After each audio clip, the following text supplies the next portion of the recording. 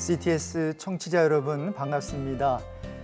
저는 미주 LA 부근에 있는 남가주죠. ANC 온누리교회 박성호 아모스 박 총괄 목사입니다. 저는 오늘 짧은 시간에 여러분들과 함께 굉장히 중요한 토픽을 다루고자 합니다. 포스트 코로나 시대와 신앙 교육이란 제목인데요. 부제로 언택트와 인택트의 교육 두얼 패러다임에 대해서 잠시 말씀을 나누고자 합니다. 이 세상의 모든 것이 바뀐 것 같아요. 특별히 영화 세팅에도 보면 이제 그들이 하는 용어가 좀 바뀌었습니다. Lights, Camera, Action이 아니라 Lights, Camera, 마스크가 되었습니다. 사실 세상을 바꾼 것은 이것만이 아닙니다. 저와 여러분의 손안에 든 작은 스마트폰이 세상을 바꾸어 놓았습니다. 이제 물건을 사기 위해서 백화점에 가지 않아도 되고요. 은행에 입금을 하기 위해서 은행에 가지 않아도 됩니다. 스마트폰에서 다 처리할 수 있게 된 것이지요. 자, 이같이 4차 산업혁명 시대가 우리의 생각과는 좀 달리 성큼 이 코로나로 인해서 코로나 바이러스로 인해서 성큼 우리 눈앞에 다가왔습니다. 그리고 많은 미래학자들에 의하면요, 이제 이전 시대로 상황으로 돌아가는 것은 불가능해 보입니다. 자, 이런 가운데 우리 자녀들의 신앙 교육에 위기가 왔습니다. 여러분도 잘 아시다시피 한국 교회, 특별히 주일학교 현황은 너무 좋지 않지요. 한 교단의 그 조사를 보면 한 10여 년 동안 2008년부터 17년까지 조사를 했는데요. 적게는 30%에서 많게는 40%까지 이 주일학교 어텐던스, 그러니까 출석률이 굉장히 줄었다고 합니다. 제가 살고 있는 이 남가주 교회 상황을 봐도요. 한 10여 년 전만 해도 그 대형교회 주일학교 아이들의 숫자가 적어도 1000명에서 1500명 됐습니다. 현재는요 1000명 아래로 떨어진 것으로 저는 알고 있습니다. 특히 요즘은 코로나 바이러스로 인해 모든 예배가 온라인으로 가게 되면서 지금 주일학교 그 상황 더욱 쉽지 않아 보입니다. 자, 이런 가운데 포스트 코로나 시대 속에서 신앙교육의 대전환이 한국 교회에 예상됩니다. 저는 오늘 신앙교육의 대전환에 대한 대비를 위해서요, Z세대를 중심으로 한 교회 학교 사역 원리에 대해 나누기를 원합니다. 여러분, Z세대는요 2000년 전후로 태어난 그러한 세대를 가리키는 말인데요, 60년대 말에서 80년대 사이에 태어난 X세대라고 하죠. 바로 전데요, X세대의 자녀들을 말합니다. Z세대는 인터넷을 접하면서 태어나서요 굉장히 이런 것에 익숙해져 있습니다. 그리고 유튜브를 보면서 자랐기 때문에 유튜브 제너레이션이라고도 불리웁니다. 이들은 문자보다 이미지나 동영상을 선호하고요, TV보다는 스마트폰을 자주 사용한다고 합니다. 대학 내일 20대 연구소에서 발표한 밀레니얼 Z세대 5가지 트렌드라는 글을 보면 Z세대의 이 어떤 성향을 잘 설명하고 있는데 다음 5가지로 설명하고 있습니다. 첫 번째는요, 이들은 다양한 삶을 추구하면서요 여러 부류의 사람들을 만나는 것으로 나타납니다. 그래서 삶에 많은 경험들을 지금 하고 있다고 합니다. 두 번째로 온라인을 통해서 SNS를 통해서 이제 뭐 옆집 아이들만 친구로 삼는 것이 아니라 전 세계, 전 인류를 친구의 대상으로 삼고요. 세 번째는 사회 참여의식이 굉장히 강합니다. 그래서 이들은 선한 변화를 추구하고 있고요. 이것을 위해서 행동하는, 소위 행동파라고 할 수 있겠습니다. 또한 추구하는 삶의 의미를 위해서 스스로 장을 만들고 스스로 참여합니다. 그리고 5번째로 소유 개념보다는 공유 개념이 굉장히 강한데요, 현실성에 맞는 생활을 합니다. 자, 이 같은 Z세대, 이 Z세대를 위해 포스트 코로나 시대에 우리는 어떻게 이들을 신앙교육을 해야 되고 또한 사역을 감당해야 할까요? 저는 오늘 두얼 교육 패러다임을 중심으로 한 네 가지 사역 원리를 소개하고자 하는데요. 여러분이 잘 아시다시피 교육은 항상 이런 어떠한 두얼 패러다임을 동반했지요. 해야 되는 것과 하지 않아야 되는 것, 또한 교육 심리학에서는 이론과 실천이라는 두 가지 주요 측면이 있지요. 자, 그래서 그 어느 때보다도 세상 속에 살고 있는 다음 세대가 세상화 되지 않기 위해서 저와 여러분이 어떻게 무엇을 할 수 있을까요? 바로 untact와 intact라는 키워드를 중심으로 이것을 좀 설명드리고자 하는데요. untact는 U-N-T-A-C-T, untact는 멀리한다 또는 지향한다는 의미로, intact는 가까이 한다 또는 지향한다는 의미로 사용을 하겠습니다. 첫 번째 사역 원리는 세상과의 언택트, 하나님과의 인택트, 즉 세상과 멀어지고 하나님과 가까워지기입니다. 다양한 삶을 추구하며 여러 부류의 사람들을 만나는 세대가 Z세대라고 말씀을 드렸습니다. 이들은 그 누구보다도 어떤 시대의 사람보다도 많은 사람을 만나고 있습니다. 온라인에서 말이죠. 자, 그렇기 때문에 그 어느 세대보다도 세상과 가까이 접촉하며 삶을 영위해 나가고 있습니다. 따라서 세상과 절제된 그러한 접촉을 하면서 동시에 하나님과 충분한 접촉을 하는 신앙교육이 필요해 보입니다. 현재 이민한인교회 청소년 사역의 모습은 솔직히 말해서 주일 예배 외에 깊은 성경 공부, 이러한 성경 공부는 많이 부족한 상황이고요. 특히 코비드로 인해서 하나님을 깊이 경험하는 장을 제공해 주는 교회는 많아 보이지 않습니다.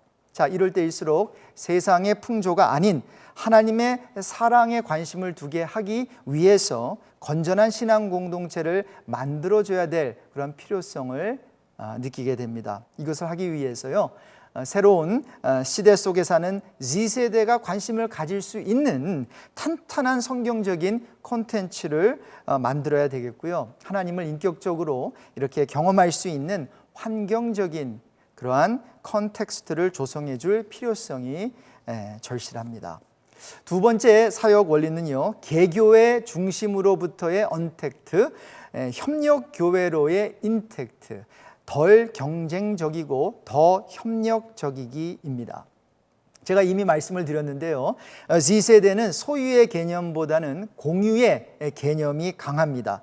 그리고 현실성에 맞는 생활을 하는 그러한 세대지요. 따라서 이들에게는 본인이 속해 있는 신앙 공동체의 색깔을 지키면서도 동시에 함께 더불어 공존하는 것에 대한 불편함은 이전 세대보다는 덜하다, 이렇게 말씀드릴 수 있겠습니다. 남가주 이민 1세들이 이루어 놓은 이민교회 문화는 좋은 점도 참 많습니다. 하지만 개교회 중심의 모습은 아직까지 계속되고 있습니다. 이러한 상황 속에서 우리에게 요구되는 것은, 특별히 포스트 코로나 시대를 맞이해 기대되는 것은 교회들 간의 연합이라고 생각합니다. 베리 하워즈라고 하는 목사는 코로나 이후에 다가올 교회의 이 12가지 트렌드라는 그러한 칼럼에서 다음과 같은 아주 중요한 내용을 나누었습니다. 제가 한번 읽어보겠습니다. 놀라운 파트너십이 형성될 것이다.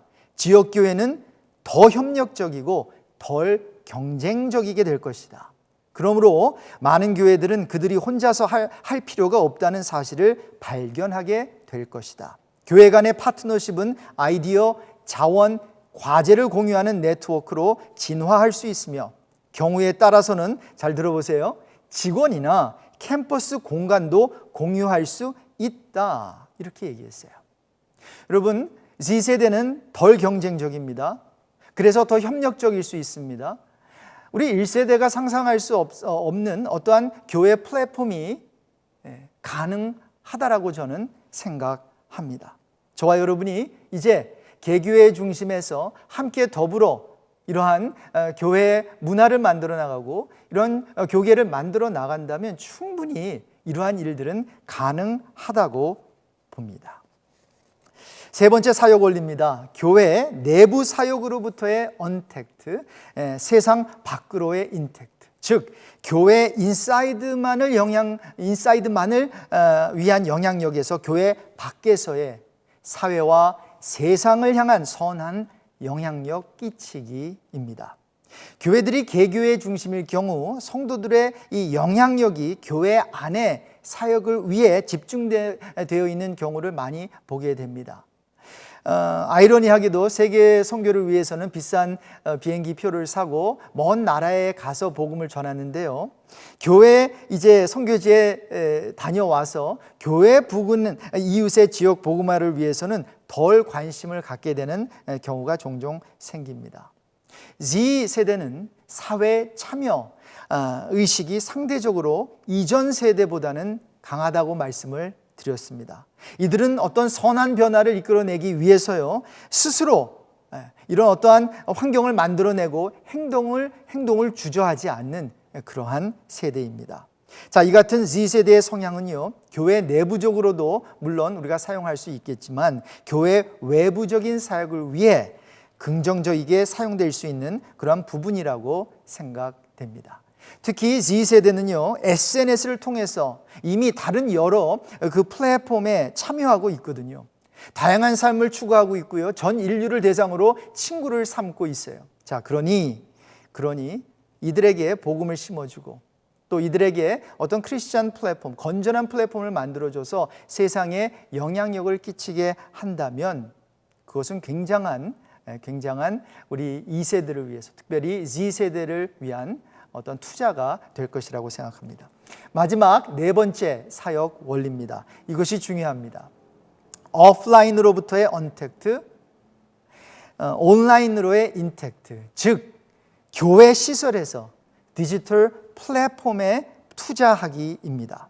여러분, 다음 세대의 희망이 있으려면 신앙교육의 대상인 Z세대에게 필요한 교육 환경은 무엇이고 그리고 그들에게 가르쳐야 되는 교육 콘텐츠는 무엇인지 우리가 알아야 할 것입니다. 2007년에 아이폰이 탄생하고 난 후에 아이폰은 온 세상을 180도 뒤집어 놓는 혁명 바이러스가 되었어요. 이것과 함께 학습의 어떠한 방식이 전환되었습니다. 이 아이들을 가르치는 이 교육의 방법이 달라졌다는 것입니다. 뇌가 지식을 찾는 방법이 바뀌게 되었다는 것이지요. 자, 텍스트 위주에서 동영상 위주로 바뀌었습니다. 이제 우리 Z세대들은 무엇을 배우기 위해서 선생에게 아니면 부모에게 가지 않죠. 구글에서 서치를 합니다. 또한 유튜브에 가서 동영상을 보면서 그들은 새로운 지식을, knowledge를 습득합니다. 자, 뇌가 지식을 찾는 방법이 이렇게 바뀌어졌다는 것입니다. 미래학자들에 의하면요, 앞으로 점점 더 사람들은 이 스마트폰 안에서 생활 공간을 마련해 간다고 합니다. 스마트폰 안에, 저와 여러분이 들고 있는 그 작은 스마트폰 안에 백화점도 있고요, 은행도 있고요, 영화관도 있고요, 그렇습니다. 앞으로 제2, 제3의 코로나 사태가 도래해도 이 같은 새로운 생활 생태계는 자연스럽게 대면에서 비대면으로 삶이 돌아갈 수 있도록 도와줄 것입니다. 따라서 앞으로 또 다른 팬데믹 쓰나미가 올 경우에 이제 원격 근무를 비롯해서 원격 수업을 할 줄 알아야 한다고 생각합니다. 따라서 직장은 편안히 집에서 일할 수 있도록, 재택근무를 할 수 있도록 그러한 재택근무 환경을 만들어줘야 되겠고요. 또 교육 차원에서는 학교나 교회가 교육을 제대로 받을 수 있는 아주 탄탄한 온라인 콘텐츠를 구축해야 합니다. 사실 코로나19 사태로 대부분 교회들은 학교들은요, 온라인 교육을 지금 진행하고 있습니다. 그런데 현재 교회들은 예배들은 온라인으로 드리고 있지만 성경 공부는 그지 활발하게 이루어지지 않고 있는 상황에 있습니다. 사실 온라인 플랫폼이 만들어져도 그리고 온라인 성경 공부가 만들어져도 문제가 또 하나 있지요. 주일학교 성경 공부를 가르칠 교사가 부족하다라는 것이지요. 소형교회나 대형교회나 할 것 없이 주일학교 학생들을 가르칠 교사 확보하는 문제는 큰 교회나 작은 교회나 똑같다고 생각합니다. 하지만 온라인 성경 공부 플랫폼이 마련될 경우 주일학교 교사 확보 문제는 어느 정도 해결된다고 생각합니다. 저는 상상을 해봅니다. 크고 작은 교회에서 탁월한 교사들 여러 명을 선출하여 이들에게 교육을 시키고 또한 탄탄한 온라인 성경 공부 콘텐츠를 개발해서요, 하나의 플랫폼을 만들어 놓고 여러 교회에서 여러 교회 아이들이 함께 참여할 수 있는 그러한 어떠한 공동 온라인 주일학교 사이트를 제공하면 어떨까요? 제가 말씀드렸다시피 베리 하워드 목사가 쓴 그 글에 보면 이제 혼합적 하이브리드 참여 모델이 계속 등장할 것이라고 말합니다. 실제 모임과 가상 모임 둘 다 유지될 것이고요. 예배, 소그룹 모임, 위원회 모임 등은 현장 참여와 가상 공간이라는 선택지를 제공하게 될 것입니다. 많은 교회들은 다른 공동체의 회원이면서 잘 들어보세요. 동시에 가상 공간에서는 예배와 사명으로 연결된 온라인 멤버들을 갖게 될 것이다 라는 거예요. 솔직히 현재 지역교회 중심의 어떤 생각 구조에서는 상상하기 힘든 그러한 것들입니다. 하지만 이제 뉴 노멀 시대에서 어떤 아이디어를 갖고 있고 밸류를 갖고 있는 우리 Z 세대 그 시대 속에서는 이것들이 가능하지 않을까요? Already not yet. 포스트 코로나 시대는 임했고 앞으로 더욱 임할 것입니다. Same but different. 포스트 코로나 시대 속의 신앙 교육은 같아야 합니다. 동시에 달라야 합니다. 우리가 가르쳐야 되는 신앙 교육의 내용은 변하지 않지만 그 신앙 교육의 내용을 전달하는 방법은 충분히 이 시대에 걸맞게 달라질 수 있기 때문이지요. New but old. 뉴노멀 시대는 새로운 시대임에 틀림없습니다. 하지만 성경에서도 우리가 읽었다시피 해 아래 새 것이 없음을 우리는 잘 알고 있습니다. 포스트 코로나 시대는 이렇게 모든 것이 불분명한 가운데 같으면서도 다르고요, 새로우면서 새롭지 않은 이미 임한 가운데 앞으로 더욱 임할 두렵고 불안한 시대입니다. 한 가지 분명한 것은요, 디지털 혁명의 시대를 맞이해 혁신의 기회가 우리 모두에게 주어졌다는 것입니다. 이 같은 새 시대를 맞이해 적응만 하기에는 버거울 수 있습니다. 의미가 없을 수 있어요. 하지만 이러한 기회를 사용하여 저와 여러분이 예수 그리스도의 형상을 본받아 성숙할 수 있는 기회가 된다면 이 힘든 포스트 코로나 시대를 두 팔 벌려 환영할 수 있다고 생각합니다. 달라진 문명 속에서도 여전히 답은 우리 주 예수 그리스도이시기 때문입니다. 오늘 강의를 마치면서요, 포스트 코로나 시대를 열기 위한 아주 중요한 12가지 기도 제목을 우리 청취자 여러분들과 함께 나누고 싶습니다. 시대가 바뀌어도 저는 믿습니다. 여전히 기도가 최고의 방법임을 믿습니다. 그리고 기도를 들으시는 하나님의 하나님이 최고의 답이라 확신하기 때문입니다. 문명은 달라져도 하나님은 어제나 오늘이나 영원토록 변함없으신 사실을 믿습니다. 기도 제목드립니다. 1. 데이터를 읽어낼 수 있는 힘과 능력을 주소서. 2. 포노세이피언스 시대에 재정립되는 사람 사이의 관계가 성경적으로 정립되게 하소서. 3. 답은 사람에게 있지 않고 하나님에게 있음을 알게 하소서. 4. 복음을 효과적이게 전하기 위해 공감 능력을 키우고 다양한 관계망으로 사람들이 좋아하는 것을 찾아내 그 감각을 잘 익히게 하소서. 5. 디지털 문명 시대의 새로운 경험을 두려워하지 않게 하소서. 6. 데이터를 기반으로 달라지는 문화 트렌드를 적극적으로 학습하고 필요한 전문 지식을 빠르게 학습하게 하소서. 7. 신문명이 만드는 새로운 언어 체계도 적극적으로 학습하면서 디지털 문명 세계에서 얻을 수 있는 많은 것들을 얻게 하소서. 8. 이런 모든 습득 과정에서 생기는 부작용들을 잘 감수하게 하소서. 9. 부작용에 얽매이지 않고 새로운 문명을 힘껏 활용하게 하소서. 10. 부작용이 아니라 혁신의 순작용을 찾아내어 새 문명이 선사하는 어마어마한 기회를 선물로 받게 하소서. 11. 무한한 가능성을 제공하는 디지털 문명의 삶 공간을 누리기 위해 분별하며 날아오를 준비를 하게 하소서. 그리고 마지막 12. 혁명의 시대만 맞이하는 것이 아니고 혁신의 기회로 삼을 뿐만 아니라 주님을 더욱 닮아가는 변화와 성숙을 경험하는 시대가 되게 하시고 우리 자녀 Z세대가 되게 하소서.